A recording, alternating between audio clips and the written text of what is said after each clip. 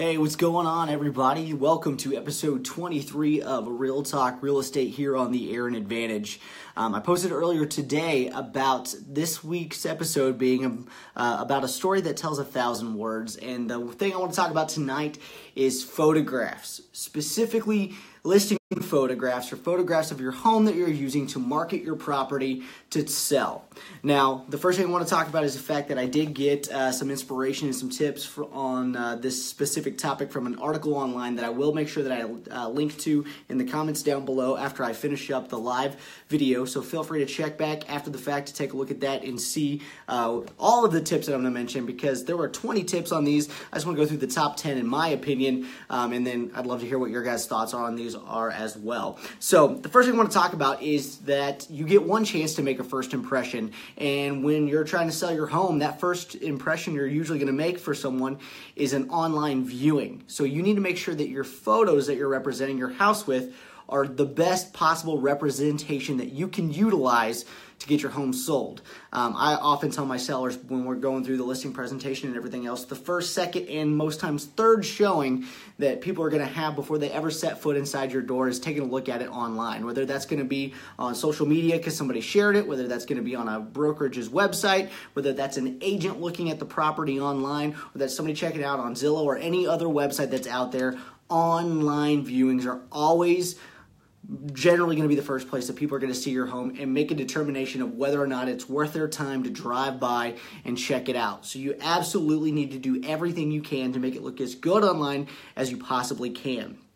Now, like I said, agents and buyers are both scouring the internet all day, every day, taking a look at different properties, and the homes that are catching their attention are the ones that are going to be viewed the most often. Not only that, the truth is I do a lot of social media marketing and a lot of social media advertising and stuff like that, and I find that people are more willing to share photos of the homes that look awesome online. So if you want to get that engagement online and different things going on, you need to make sure that your home looks as good as possible there too, because people are more apt to share it and say, hey guys, check out this awesome house that I took a look at. Darren Erfer, great comment. No 60s furniture is definitely a smart thing to do if you're trying to get your home to show as good as possible. I think he's speaking from experience at a house that we actually looked at in person. So as I mentioned, I did find a great article that's got some amazing tips, and these are good tips whether you're a real estate agent or if you're a person who's thinking about putting their house online to try to sell it, whatever. I want to make sure that I'm providing value to everybody so that you can do the best job to make your home look as good as you possibly can before you start snapping those photos and throwing them out there. So in no particular order, I'm going to throw out the ones that I think are the top tips. And like I said, I'd love to hear your comments down below to let me know what your thoughts are as well. So the first one I want to talk about is hire a professional photographer or do some studying and make sure that you know how to take the best photos that you can. There are a lot of fantastic cameras that are available today that we didn't have access to a long time ago. It used to be really expensive to get a good camera. I'm actually shooting this video right now on my iPhone, which has an amazing camera in and of itself, has a lot of great technology built into it that you can utilize yourself if you really want to. Now, I don't recommend using an iPhone all the time to shoot all your listing photos. If that's the only camera you have, however, there are some options that you can utilize to make sure they look as good as they can. On the flip side, you should find somebody who's got a good DSLR camera or something that's going to be a high professional quality photo to make sure that it is the highest resolution and it looks as good as possible when they're putting those online. The second thing is if you're putting them on the MLS or if you're putting them on like Zillow or anything else, you want to try to present the photos in the order that you would actually show someone through the house. I find that when people are going to look at homes when I'm showing them, they feel like they already know the flow of the home. The showing goes a lot better. Yes, Andrea, I went to iPhone finally. I've actually been on one for a while. But no, when I'm showing homes, the buyers who feel comfortable in the property before they walk in definitely have a better reaction than a lot of people do if they walk in and say, you know, I was looking at the photos, I just don't have any idea what the flow of this property is. I'm not sure where everything's at. So that's something you definitely want to do. So obviously, you know, it's pretty basic. You want to go from the foyer to the living room to the kitchen if that's the way the home flows, and then kind of show the path of where people might be going. You can even use photos to actually show the different directions that you can go within the home so people have a good feeling and connection to that property when they walk through the front door. If you have any specific new features in the home, a lot of times if you've just thrown in like some new granite or you've got some nice built-ins or something that's unique to your property, it's nice to do little vignette or candid shots of those features to make sure that you highlight them so people can check those out. A lot of times people just take the long shot of the room so you can see kind of where stuff is laid out, but they fail to really capture the essence of those great details or those great amenities. So that's a good thing that you can do and get a really nice close-up of anything that you find that's unique or exceptional about your property. Using only exterior shots is a tactic that I've seen several times. And while I understand some people think it's a good way to try to get interest in the property, that, hey, you know, I haven't seen the photos of what the interior looks like, maybe I should go check it out in person, I think that's kind of a mistake in most cases. A lot of times I've heard buyers, you know, say to me, I don't really want to check this property out because it's only got exterior shots, and I'm worried that they're not showing the inside of the home because it's either dated or there's something wrong with the property. You definitely don't want that to be the case when you're trying to highlight your home online. You want people to see as much as possible to capture their attention, to bring them to the house. Only showing a few exterior photos, in my opinion, is kind of doing a disservice to your listing, and you're really not getting as much stuff out there as much as you possibly can.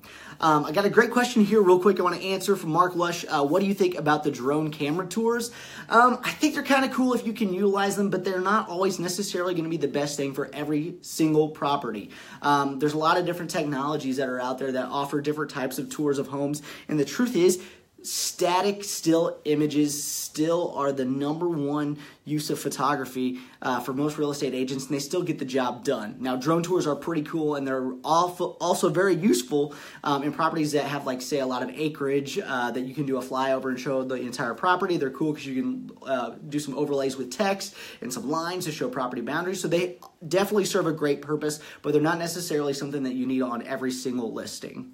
Another thing I want to talk about on that specifically is you don't want to over-edit your photos. Now, in Indiana, there's actually laws and guidelines on what you can do to photos as far as enhancing the images or other things. You're allowed to mess with the lighting, kind of brighten them up, make sure that they look their absolute best so that you're not really changing the quality or the accuracy of the photo. But if you're photoshopping in anything or removing, say, a cell tower from the skyline behind a home or anything like that, that is deceptive advertising and is actually illegal and should never be done. You want to make sure that you're providing an accurate representation of the property at all times so that when people come out and take a look at it, they're not getting a surprise at what otherwise have kept them from looking at the home to begin with.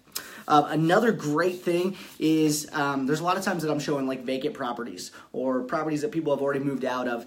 If you're in a home that is completely empty taking photos, try to find something that so you can show the scale of a room.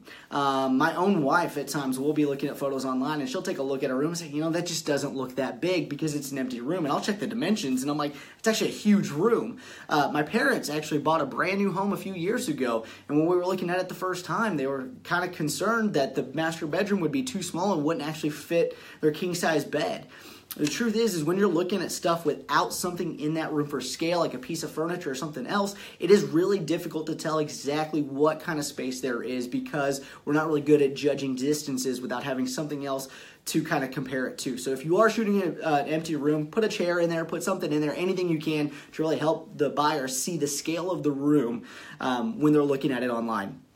Another one is make sure that if it's empty or something else to also help with the scale. For rooms like the master bedroom, try to capture a couple rooms together if you can in a single shot because it'll help kind of draw some interest. And again, it kind of tells the story of the house like Andrea mentioned earlier. It's helping people see the flow of the house, see where things are, see how it's laid out so that they really feel more connected to the floor plan and have a better idea of what they're getting into before they set foot in the home physically to take a look. Shooting the home, there's also some techniques that I've seen people use where they shoot really high up to shoot down toward the room or shoot really low to shoot up toward the room.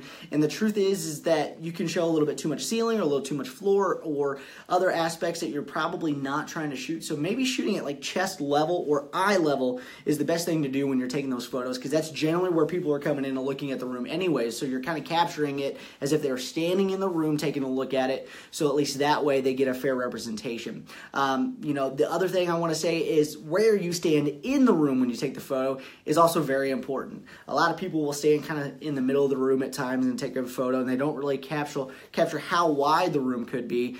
So you may want to take a step back as far as you can, get as wide a shot as you can, capture as much of the image as possible at one time to really give somebody a feel of the scope of the room. Another great comment here, you don't want to shoot the corner of a room. I've seen photos at times where literally the only thing that is visible is like a window, a corner, and a door closet, and it doesn't show anything about the room, doesn't show the size of the room. It's really just not anything that's going to do a great job of helping people see the house.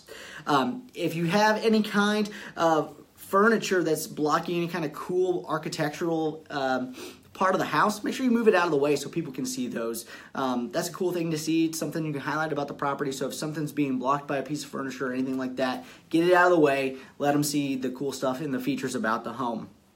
The other cool thing is you can take a look at all the rooms before you're taking a shot and make sure there's nothing too distracting or something that you don't want in the photo there. So say maybe there's a really brightly colored piece of furniture that maybe isn't going to be something that's going to be easily looked past. Move it out of the shot so people see the room and see the home, so they're not looking at the furniture or the belongings that aren't going to be included anyways. You want them focusing on the house. Or if you've got a cat or a litter box or anything else like that, pets, people, get everything like that out of the shot before you take the picture because they're not really going to help anybody see the house either.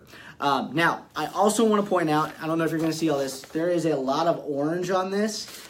7 out of the 20 tips on this article that I found have specifically to do with lighting the photos. Making sure you have the proper lighting to highlight the rooms is absolutely essential to getting the best possible photos that you can.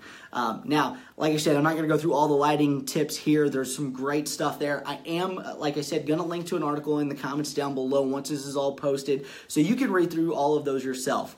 Now, I do want to point out a couple things. I want to say, anytime that I get a new listing, I have a great staff photographer at FC Tucker.